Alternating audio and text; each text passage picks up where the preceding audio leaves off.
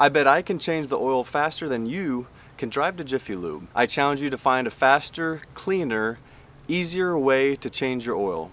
This is all due to this nifty little device right here.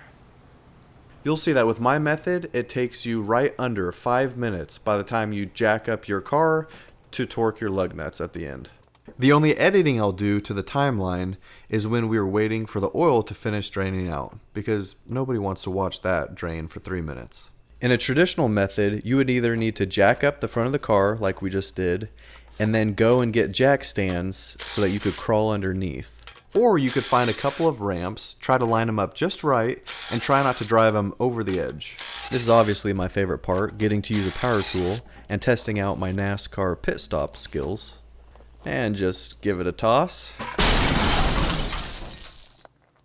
What's cool about this oil drain valve is there's no drain plug to take off. There's no wrench or socket you have to go get, and there's not that burst of anxiety you get right before you pull out the drain plug that's holding back molten lava temperature oil.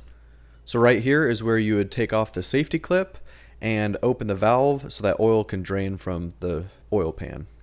I was first introduced to these Fumoto drain plugs in 2011.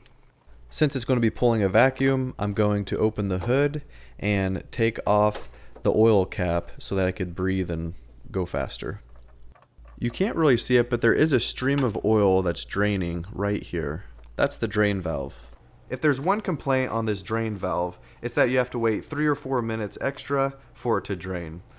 I always change the oil when the engine is hot and the oil is less viscous, so it flows a little faster.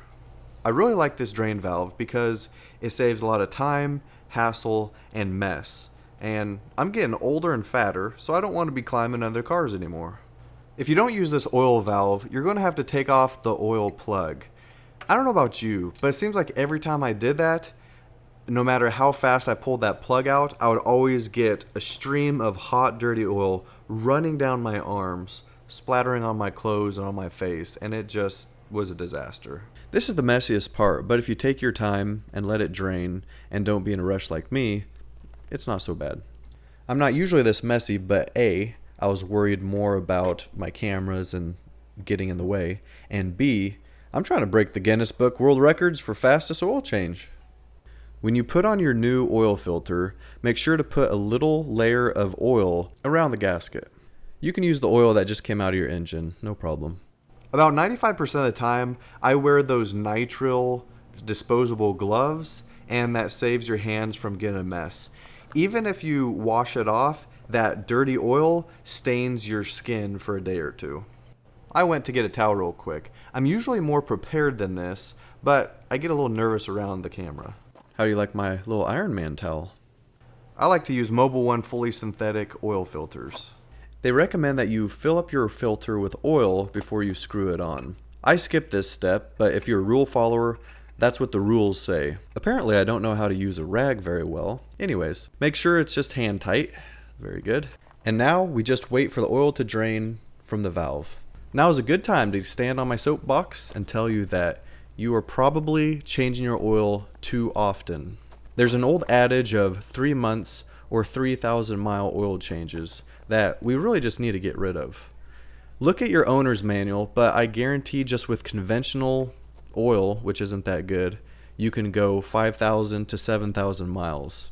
I use Mobil 1 fully synthetic, really good oil that's rated for 20,000 miles, and I put about 13,000 on it, and I have a really good filter. The reason why fully synthetic is so much better than conventional is it's synthetic or man-made, which means it can tolerate a lot higher temperature and it doesn't break down like conventional oil does.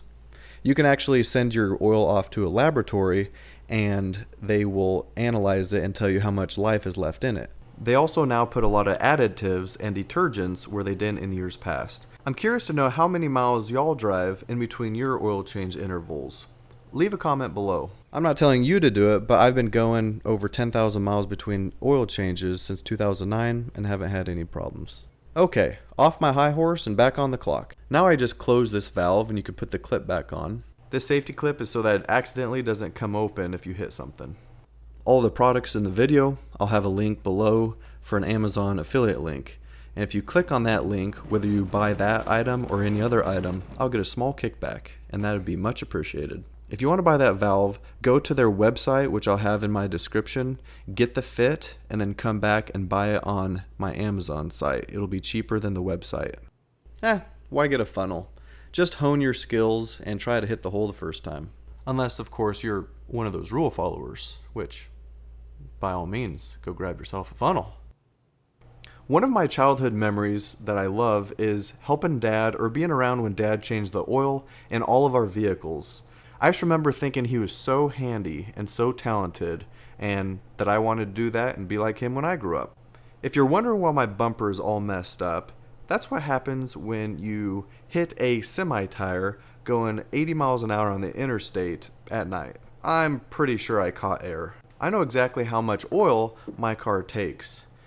If you don't know how much it is exactly, you can look in your owner's manual or online.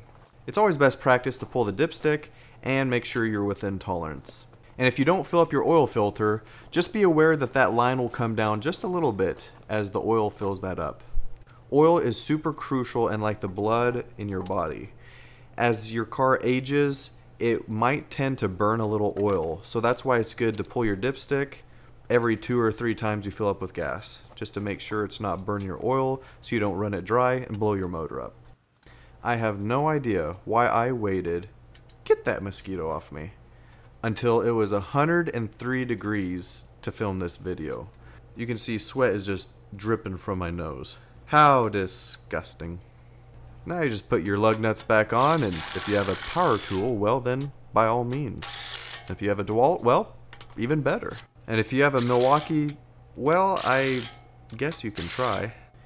You can tighten this with an impact, but hey, lower the card first, dummy. Anyways, you can tighten this with an impact, but better to use a torque wrench. And drop your car fast enough where it closes your hood to save 2.3 seconds. Torque your lug nuts, 80 pounds in this case. And of course, it's always best to go in a star pattern when you tighten your wheels like you see here.